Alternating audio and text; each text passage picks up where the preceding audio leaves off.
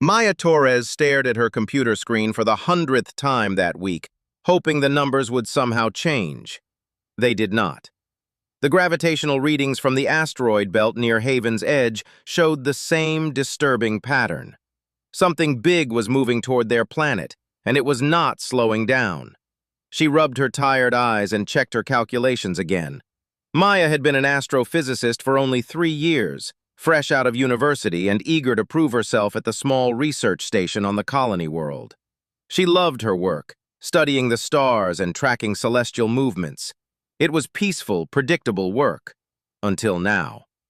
The coffee in her cup had gone cold hours ago. Maya took a sip anyway, grimacing at the bitter taste. Outside her small office window, the twin moons of Haven's Edge cast silver light across the research station. Everything looked normal, peaceful, safe. But the data told a different story. Maya had first noticed the anomaly 3 weeks ago. A slight disturbance in the gravitational field, barely worth mentioning.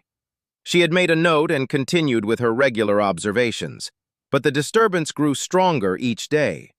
By the second week, she could track a definite pattern.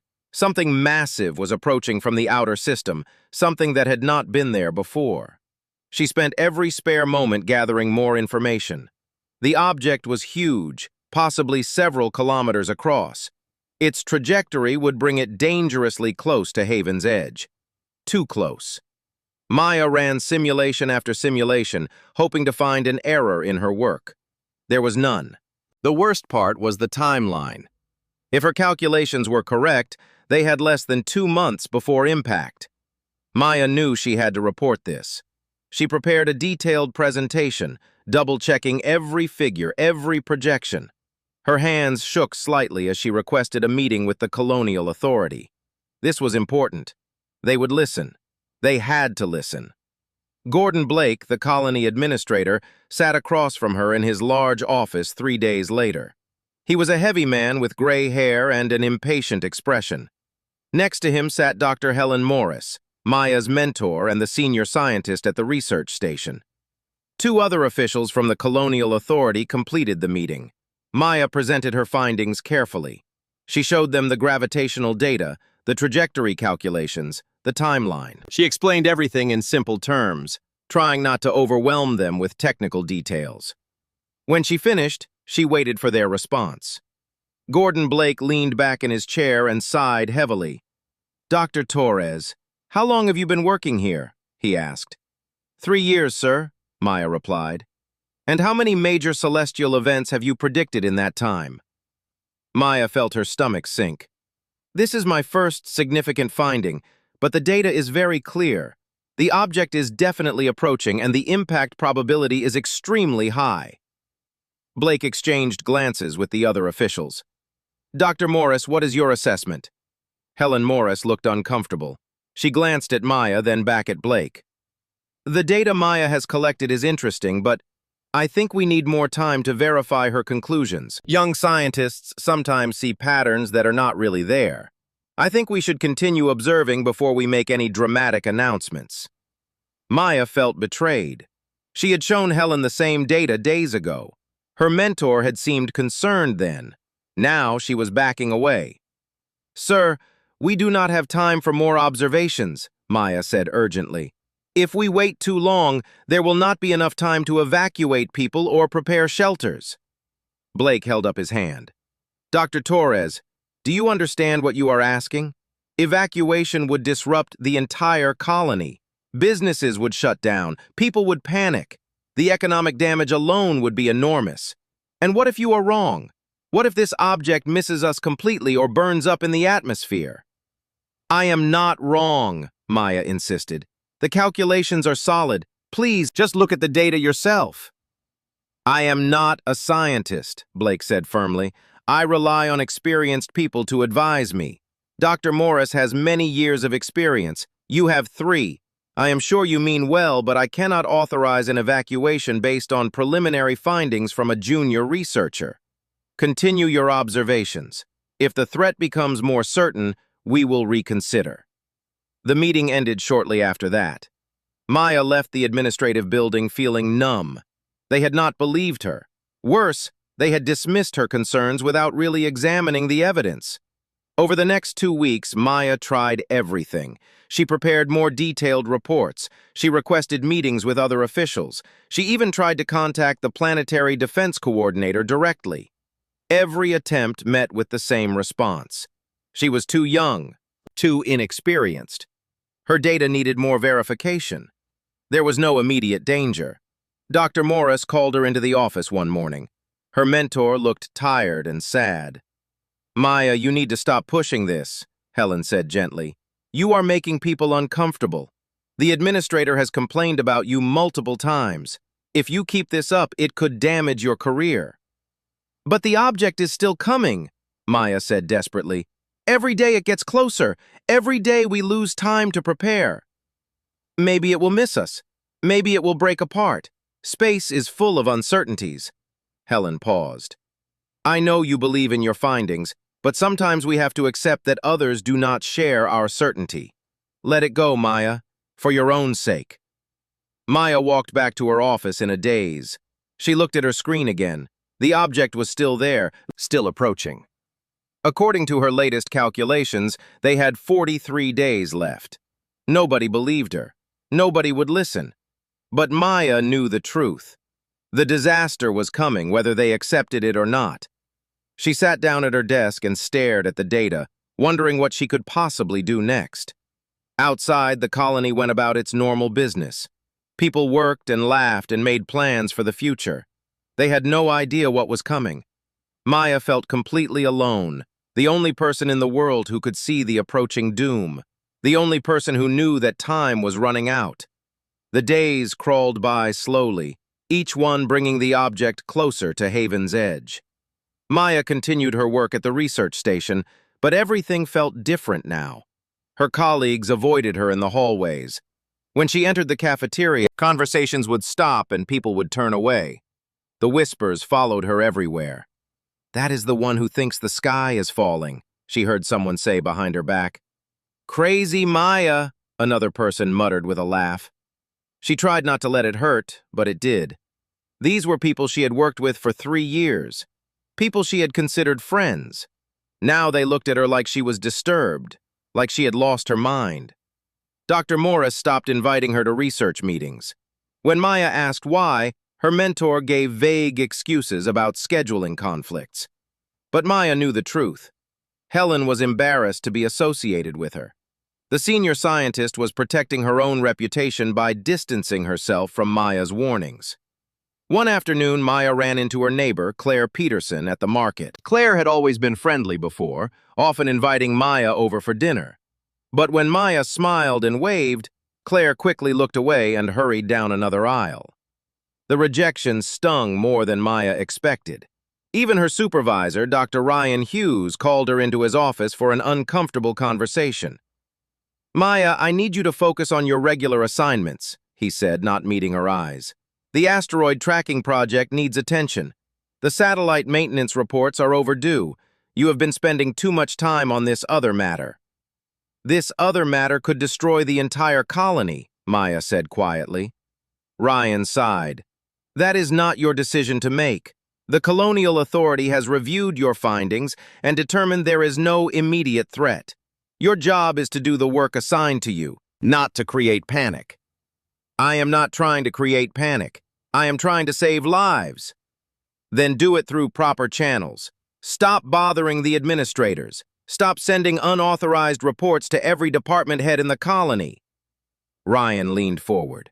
"Maya, I like you. You are a good scientist. But you are putting your career at risk. People are starting to think you cannot be trusted with important work." Maya left his office feeling hollow inside. She returned to her small apartment that evening and sat in the darkness for a long time. The isolation was becoming unbearable. Nobody would listen. Nobody cared. She was completely alone with her terrible knowledge, but she could not give up. She would not give up. Maya began working twice as hard, arriving at the research station before dawn and leaving long after dark. She gathered every piece of data she could find about the approaching object. She refined her calculations, checked them again and again. The more she learned, the worse it became. The object was not a natural asteroid. Its composition was wrong. Its trajectory showed signs of ancient course corrections, long since degraded. Maya realized with growing horror that this was something built, something artificial, an alien construct drifting through space for thousands of years, its automated systems failing. She documented everything carefully. This was not just a rock falling from the sky. This was evidence of alien technology, something that should have excited the entire scientific community. But when she tried to share this discovery, the response was the same. Silence, dismissal, ridicule.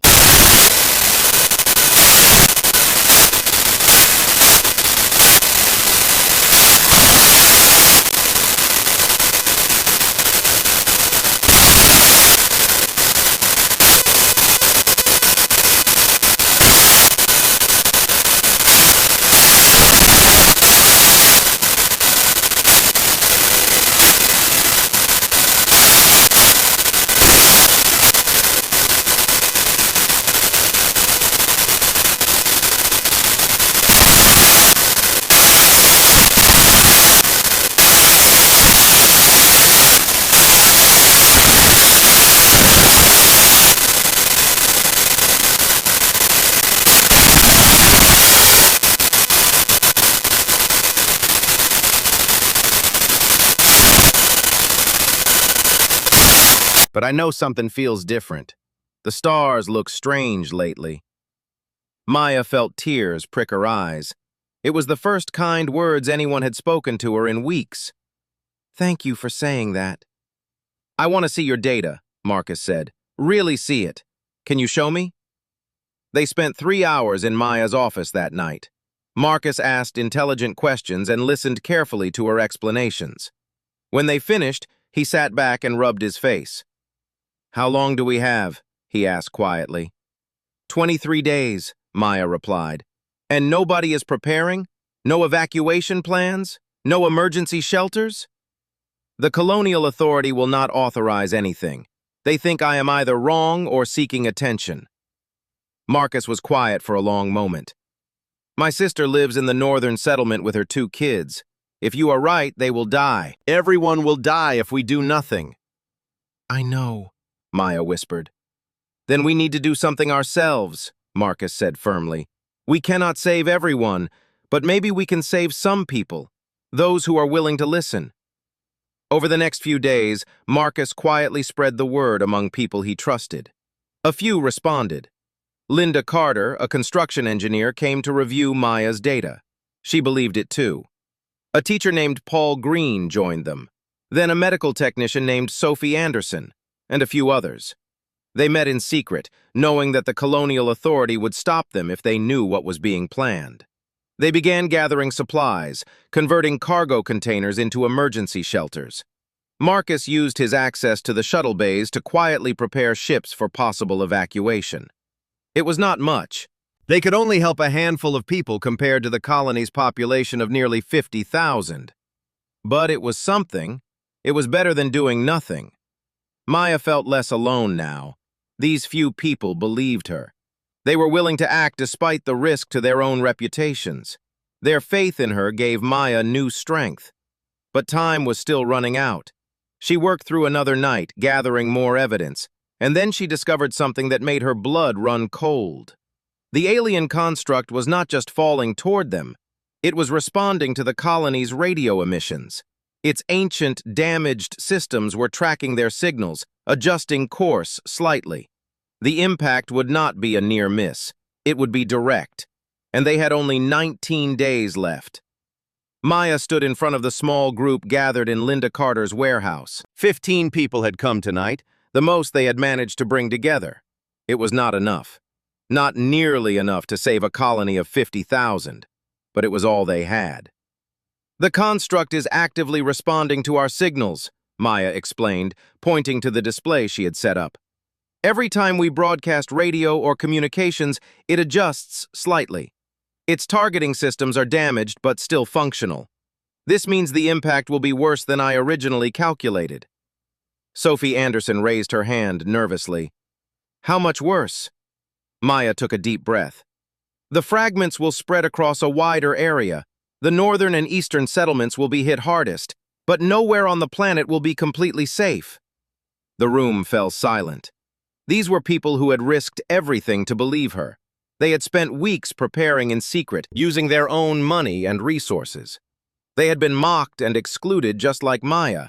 Now they faced the reality of what was coming. "We have 19 days, Marcus said, standing up. "We have 3 cargo ships ready and enough supplies for maybe 200 people if we pack them tight. We have the reinforced shelters Linda built. It is not enough, but it is what we have." Paul Green, the teacher, spoke up. "We cannot just save ourselves and let everyone else die. We have to try again to warn people." "We have tried," Maya said sadly. "The colonial authority will not listen." "Then we go around them," Linda suggested. "We tell people directly, use the emergency broadcast system." "That is illegal," Sophie pointed out. "We could be arrested." "Better arrested and alive than free and dead," Marcus said firmly. Maya felt torn. Using the emergency broadcast without authorization was a serious crime. Gordon Blake would certainly have her thrown in prison. But what choice did they have? She thought about all the families in the colony, the children playing in the streets, the people who had no idea what was coming. "I will do it," Maya said quietly. "It should be me.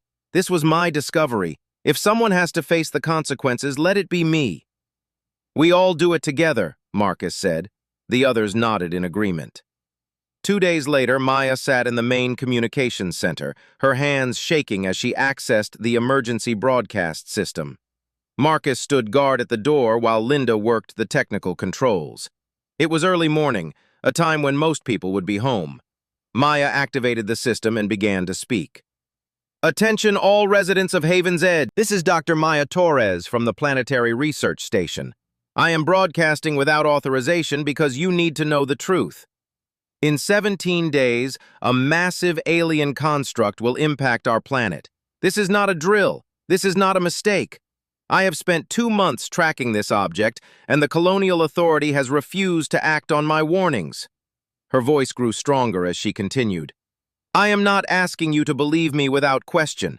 I am asking you to look at the evidence. I am uploading all my data to the public network right now. Any scientist can verify what I am saying. We have 17 days to prepare. Please, protect your families. Gather supplies. Find shelter. Do not wait for official permission. Your lives depend on it."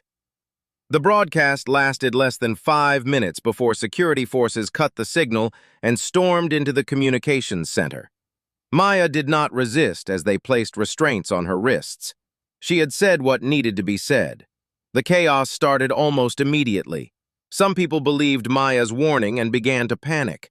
They rushed to stores, buying up food and water. Others demanded answers from the colonial authority. Angry crowds gathered outside government buildings. The colony's carefully maintained order began to crumble. Gordon Blake appeared on official channels an hour later, his face red with fury. "The unauthorized broadcast this morning was an act of criminal misconduct," he declared. "Dr. Torres has been arrested for spreading false information and causing public disorder. There is no credible threat to Haven's Edge. I repeat, there is no danger. Return to your homes and your normal activities. Anyone who continues to spread these lies will face legal consequences." But not everyone believed him. Maya's broadcast had planted seeds of doubt. Scientists across the colony began examining the data she had uploaded. Some confirmed her findings. Others argued about the interpretation. The debate raged across every communication channel. Maya sat in a holding cell at the security headquarters, staring at the blank walls. She had done what she could. Whether it was enough remained to be seen. Marcus came to visit her that afternoon. The guards allowed him 5 minutes. "Half the colony thinks you are a hero," he told her through the barrier. "The other half wants you executed for causing panic. The colonial authority is trying to suppress your data, but it is spreading too fast. People are scared." "Good," Maya said. "Fear might save them. Ignorance will kill them." "We are continuing the preparations," Marcus said quietly. "Linda has organized more volunteers. We have 7 ships now and enough supplies for maybe 500 people. Paul is setting up emergency shelters in the old mining caves outside the eastern settlement. It is not much, but every person we save matters." "Thank you," Maya whispered, "for believing me when nobody else would." Marcus smiled sadly. "I have been flying shuttles for 15 years. I have seen enough to know that the universe is full of things we do not understand. When someone shows me evidence, I pay attention."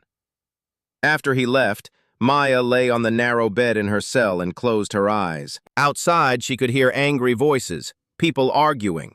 The colony was tearing itself apart between those who believed and those who refused to see the truth. Dr. Helen Morris came to see her the next day. Her former mentor looked older somehow, tired and ashamed. "I reviewed your latest data," Helen said quietly. "You were right. About everything. The construct, the trajectory, the active targeting. I should have supported you from the beginning." "Why did you not?" Maya asked.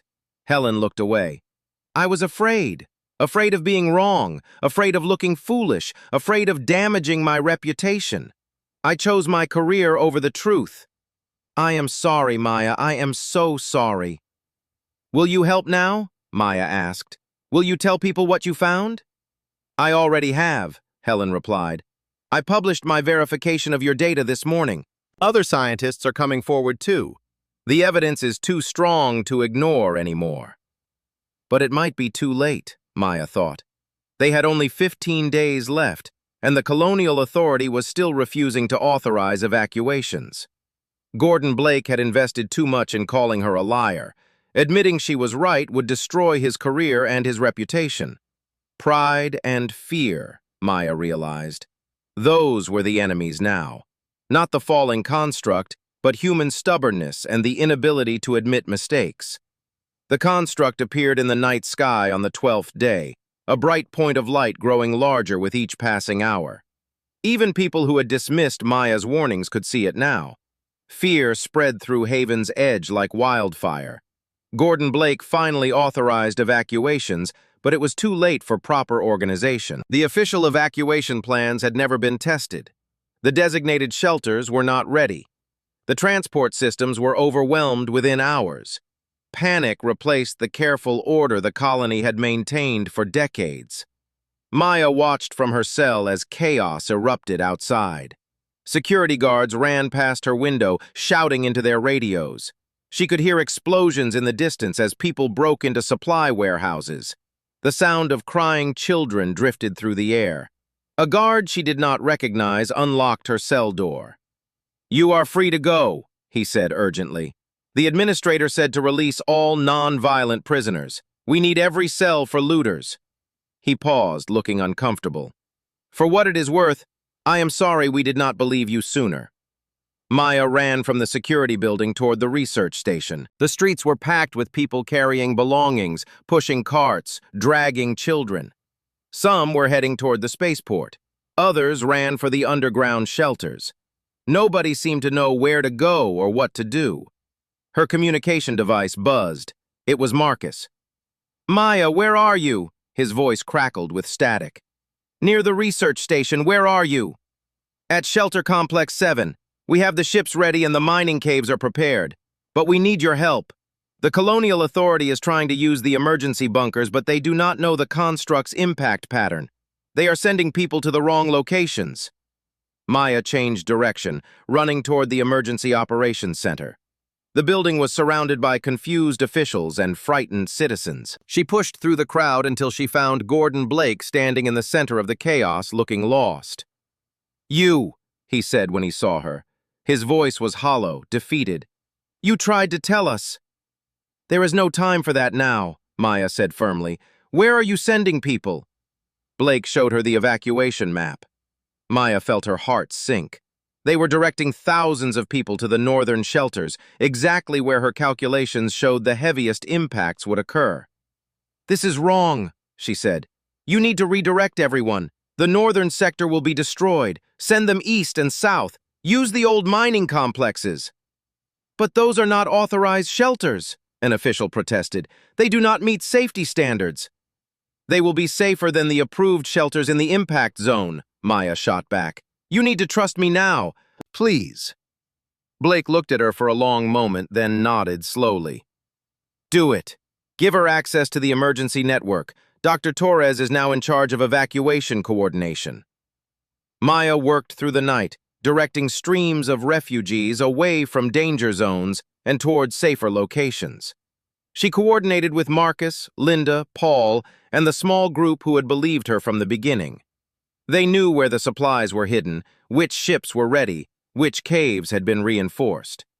Dr. Helen Morris arrived at the operations center and immediately began helping.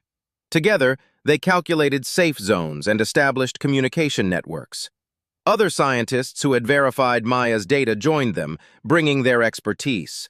The construct grew brighter in the sky, visible even during the day now. People could see it breaking apart as it entered the upper atmosphere, splitting into hundreds of fragments. The sight was beautiful and terrifying at the same time. Sophie Anderson worked at the medical station, treating injuries as people fled in panic. Linda Carter used her construction equipment to reinforce shelters and clear paths for evacuations. Paul Green organized teachers to keep children calm and help families stay together. With 10 hours remaining, Maya climbed to the top of the operations center and looked out over Haven's Edge. The colony she had called home for 3 years was tearing itself apart. Fires burned in several districts. The spaceport was jammed with ships trying to launch.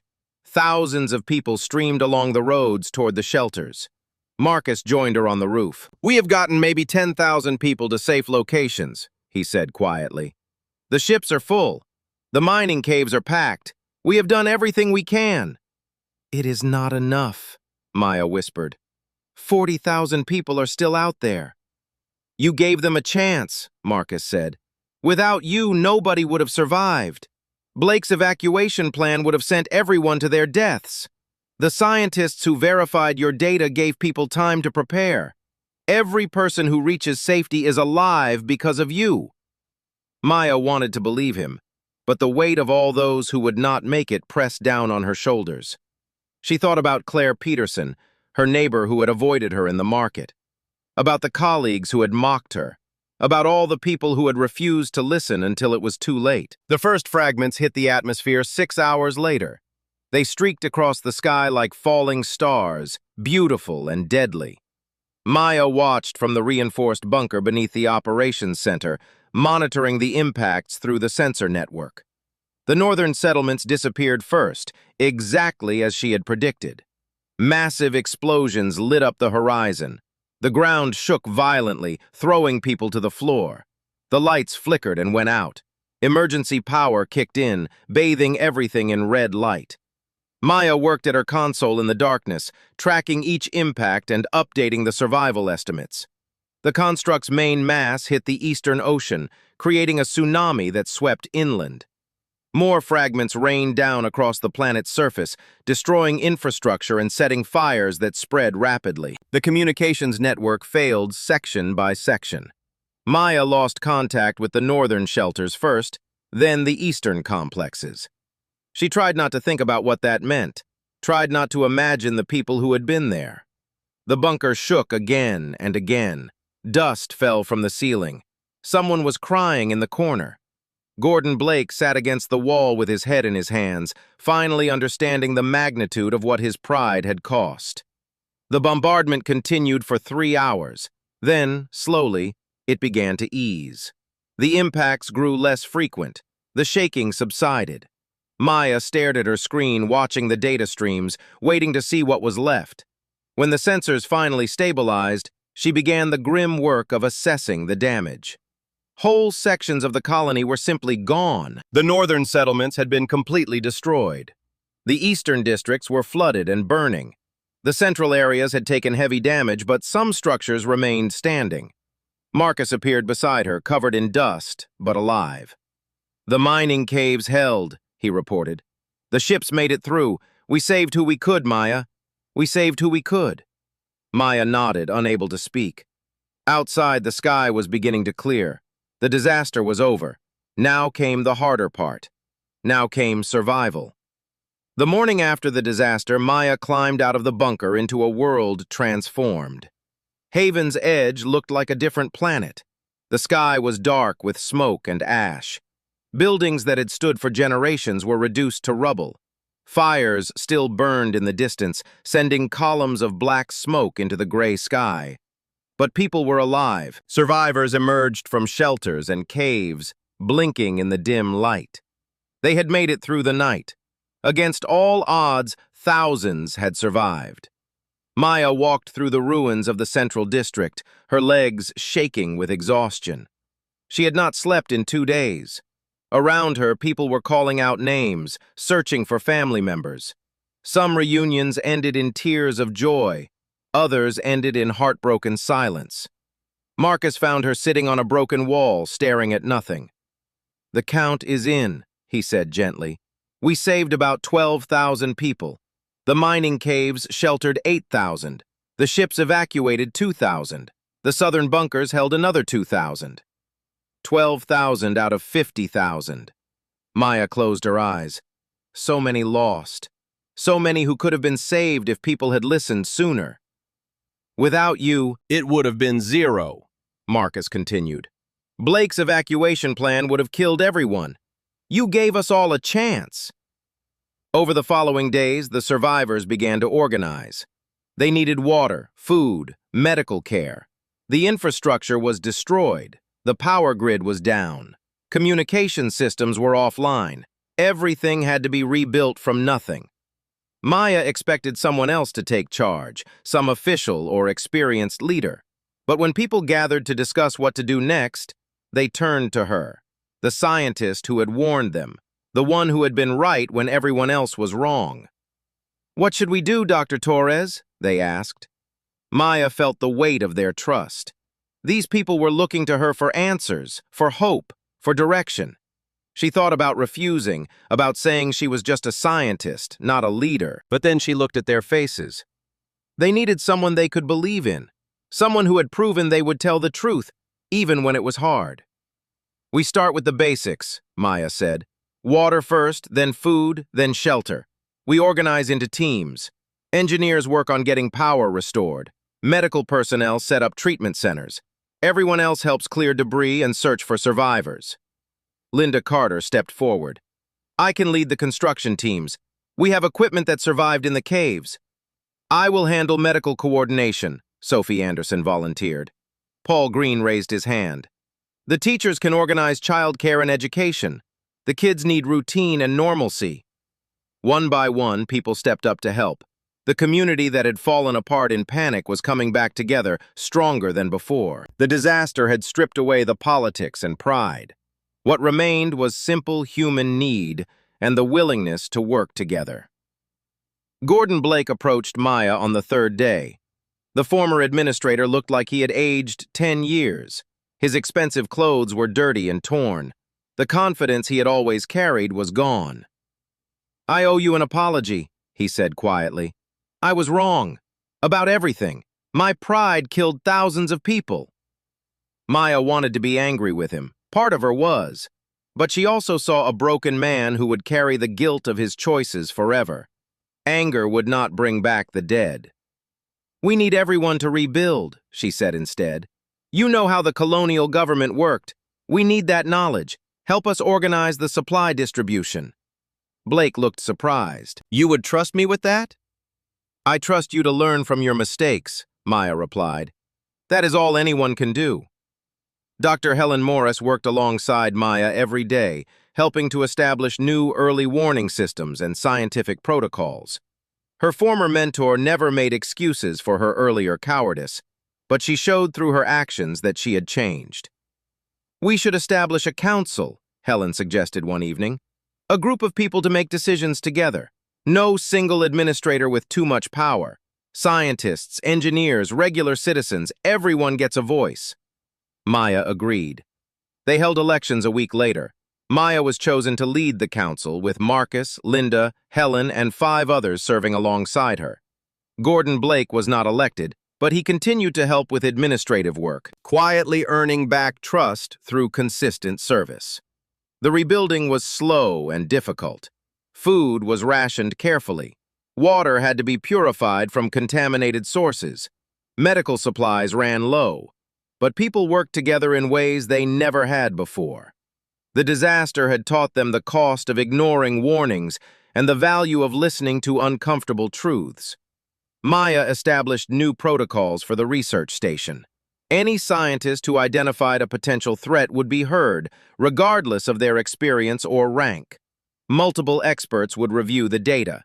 The council would be informed immediately. Never again would one person's warning be dismissed because they were young or inexperienced. 3 months after the disaster, the first crops began to grow in the temporary farms. Power was restored to half the settlement. Children attended classes in rebuilt schools. Life was hard, but it was life. Maya stood on a hill overlooking the colony one evening, watching the sun set through the still, dusty sky. The landscape was scarred, broken in places that would take years to heal. But she could see people working below, building new homes, planting gardens, creating something from the ruins. Marcus joined her, carrying 2 cups of tea. "Claire Peterson asked about you today," he said. "Your old neighbor. She wanted to apologize for avoiding you before the disaster. She said she owes you her life." Maya took the tea gratefully. "We all made mistakes. What matters is what we do now." "The council wants to name the new research center after you," Marcus said. Maya shook her head firmly. "No, name it after everyone who survived. Name it Hope Station or something like that. This is not about me. It is about all of us learning to listen and work together." Below them, lights began to flicker on across the settlement, small points of brightness against the growing darkness. Each light represented a family, a home, a chance at a future. "We lost so much," Maya said softly, "but we learned something too. We learned that truth matters more than pride, that listening to warnings can save lives, that one person speaking up can make a difference, even when nobody believes them at first. And we learned that humanity survives," Marcus added, "not because we are the strongest or the smartest, but because we can change. We can admit when we are wrong. We can come together when it matters most." Maya smiled, watching the lights multiply across the valley. Haven's Edge would never be the same. The colony had been broken and rebuilt, transformed by disaster into something new, something better. She thought about the scared young scientist she had been, standing alone with her warnings, watching the disaster approach while nobody listened. That person felt like someone from a long time ago.